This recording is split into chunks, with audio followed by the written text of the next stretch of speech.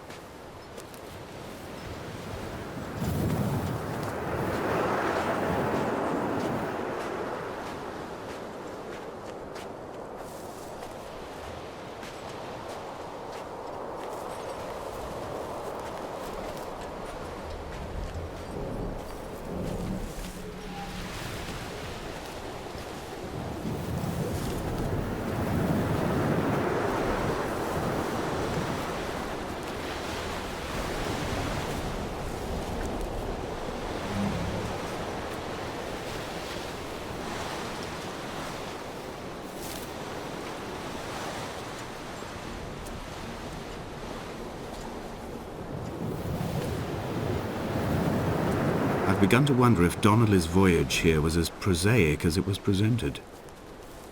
How disappointed not to have found the bones of the holy man.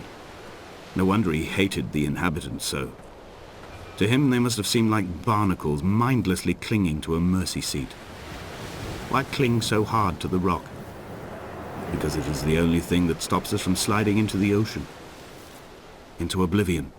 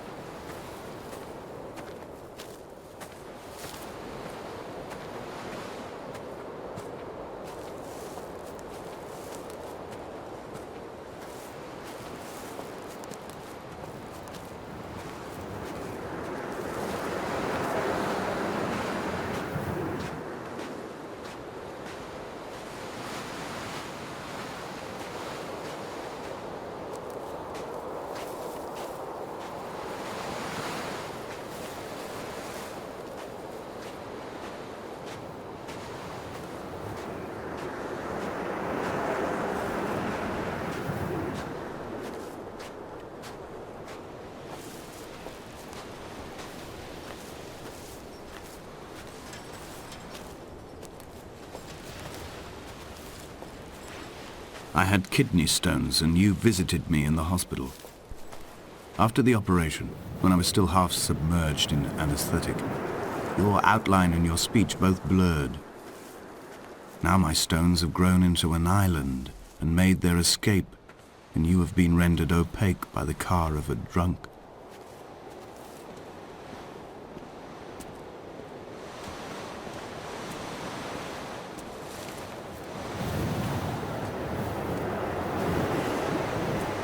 Is this what Paul saw through his windscreen? Not Lot's wife looking over her shoulder, but a scar in the hillside, falling away to black forever.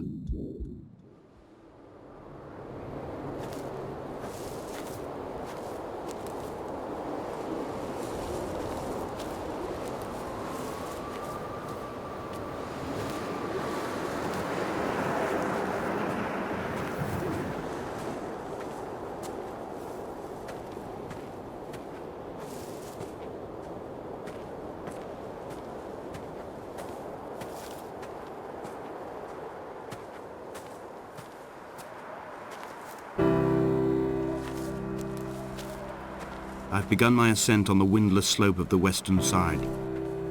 The setting sun was an inflamed eye squeezing shut against the light shone in by the doctors. My neck is aching through constantly craning my head up to track the light of the aerial. I must look downwards, follow the path under the island to a new beginning.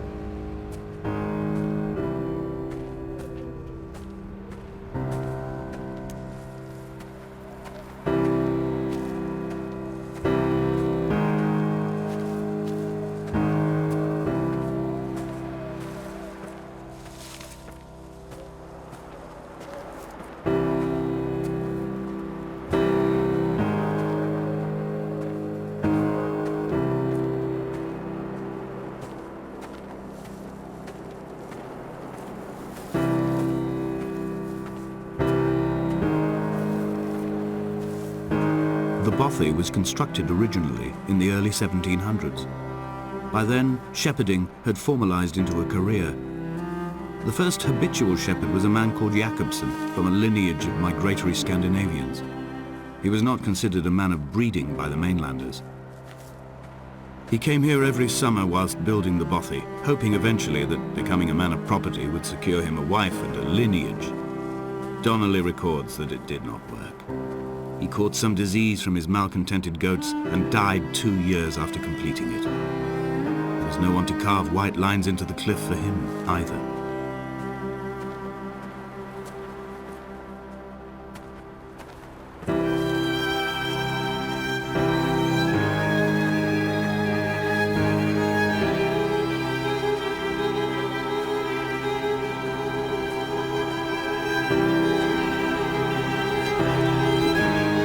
When the oil lamps ran out, I didn't pick up a torch, but used the moonlight to read about.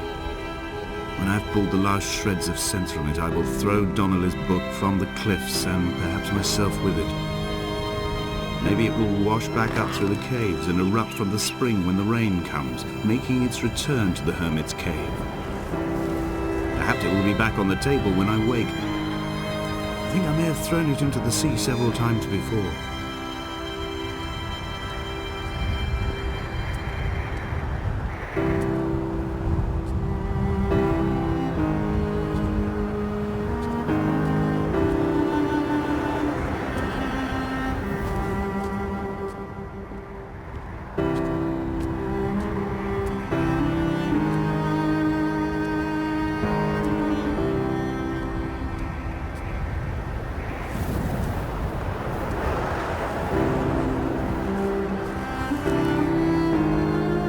In a footnote, the editor comments that at this point Donnelly was going insane as syphilis tore through his system like a drunk driver.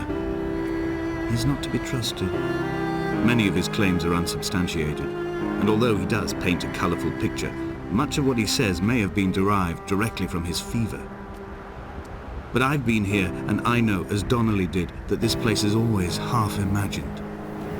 Even the rocks and caves will shimmer and blur with the right eyes.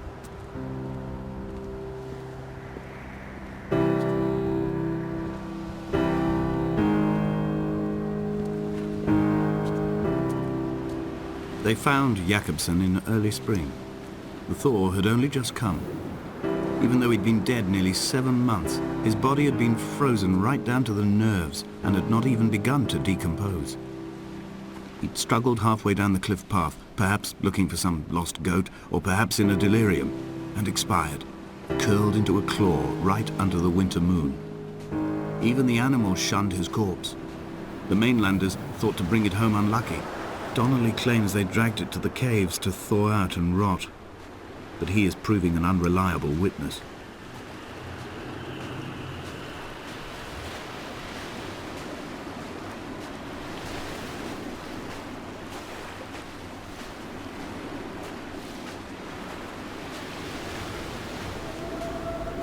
Climbing down to the caves, I slipped and fell and have injured my leg.